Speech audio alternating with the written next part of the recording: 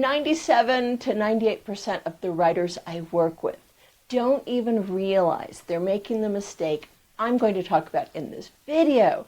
And this mistake is so dangerous that if you make it, readers are absolutely going to hate your book. I've worked with over 500 memoir writers in my 17 years as a memoir writing coach. Now, most of these writers come to me with a list of things they want to learn. They want to make their prose better. They want to start their memoir in the right place. They want to figure out how to get complex ideas into their book. And I help them do all of these things. But what they most need help with is something they don't even realize is wrong with their memoir. The biggest problem just about every memoir writer is having is a problem they're not even aware of. To help you understand this mistake and help you see if you're making it in your own memoir, let me start with this collection of beads. Pretty, right? Let me put these on. Oh! I'm sure it's pretty obvious to you what just happened there. Of course, these beads aren't going to go around my neck. What are they missing? The thread that holds them together. This is what happens to me time and time again. A writer will come to me thinking they are creating a necklace when in reality all they have are a bunch of disconnected beads. They're missing the thread that holds their story together. When I first wrote my own memoir, I thought that a bunch of stuff I did would add up to the plot of my book. But that simply wasn't the case. So in chapter 1 of my own memoir, I write about visiting my parents in Honduras. And several things happen in that first chapter. Let me give you some examples. Well, we go on a bus ride. I go to the dentist, and it turns out that my mother's good friend happens to be working for the CIA. But if you just write about a bunch of stuff you did, even if that stuff is really interesting, you're going to lose your reader. Because basically, you just have a bunch of disconnected beads. You don't have a necklace. In fact, that's what an agent told me. She said, you have this great narrative voice, but you know nothing about structure. In case you don't know what structure is, basically it's the same thing as plot. So I'll use those words interchangeably in this video. For me, when that agent said that to me, that was the beginning of a very long journey to understand how structure works in memoir. However, I really wouldn't understand structure until many, many years later. It took me 15 years of analyzing over 1,000 memoir manuscripts to understand what structure really is. That's what my book, The Memoir Engineering System, is all about. You can read more in the description. What it took me 15 years to discover is that you have two components in your memoir. You have your scenes and you have your transitions. If you use either one in the wrong way, your story isn't going to work. You're either going to bore or confuse your reader. What you actually need in your memoir are a combination of scenes and transitions. But what I see a lot of people do is create a memoir using only beads. Or some people create a memoir using only thread. Either case is not going to work. You need both of these components for your memoir to be good. So let's talk about these two components and talk about what they do for your book. So your first component, your scene. Lots of people don't actually know what a scene is. I know this because I hold a mastermind 3 times a year, and I ask people to submit a scene for feedback. I would say that about half of the people who submit their writing submit work that isn't actually a scene. So basically, stuff needs to happen in your book. And where that stuff happens is in your scene. A crazy bus ride, a visit to the dentist, chatting with a CIA agent. Those are things that happen in my book.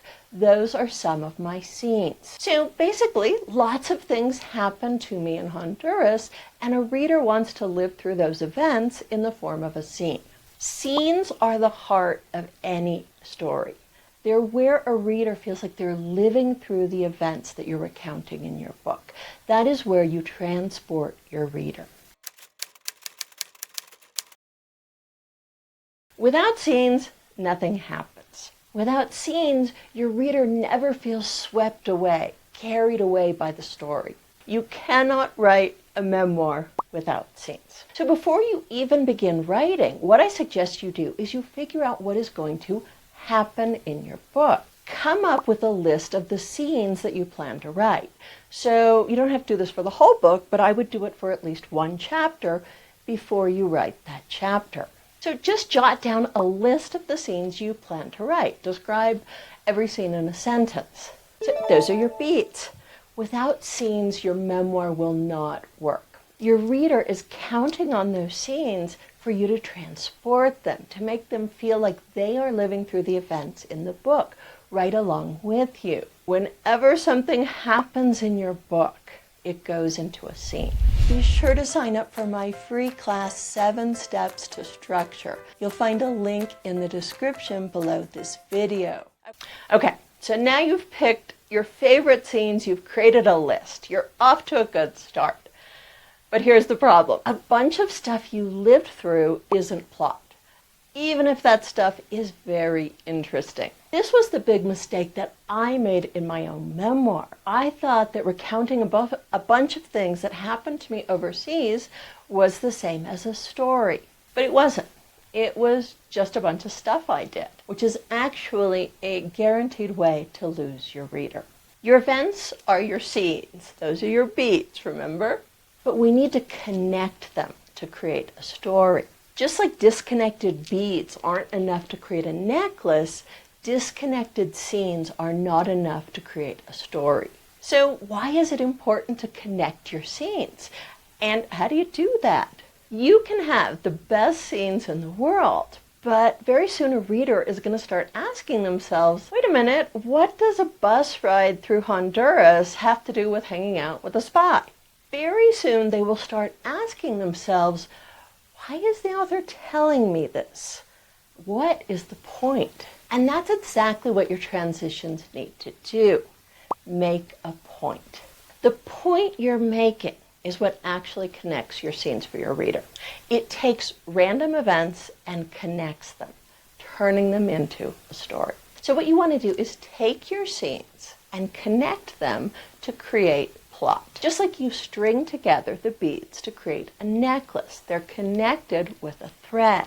So connected beads equal a necklace. Connected scenes equal plot. So basically, what you want to do is connect your scenes. So something happens in your scene, and your transition makes a point. The point you make tells your reader why the scene they're about to read, what it has to do with the scene they just read. What does this look like in practice? Well, let me show you. Let's say these are the 2 scenes I want to connect. Bus ride, hanging out with spy. So that's my quick description of each of my scenes. Bus ride, hanging out with spy. I'll write the scenes out later. For now, we're just trying to figure out the point that will connect them to create a story. So what does hanging out with my mother's spy friend have to do with a bus ride through the streets of Tegucigalpa? By the way, there's no one right answer. Any point you make that connects your scenes can work. So as an example, I could make this point. So first I would have the scene of the bus ride, and then I would have this transition right before the spy scene. The bus ride was crazy and showed the wildness I hadn't expected of my middle-aged parents. But that was nothing compared with what was about to happen. So there I've made a point that connects my scenes. I've given the spy scene a reason to exist.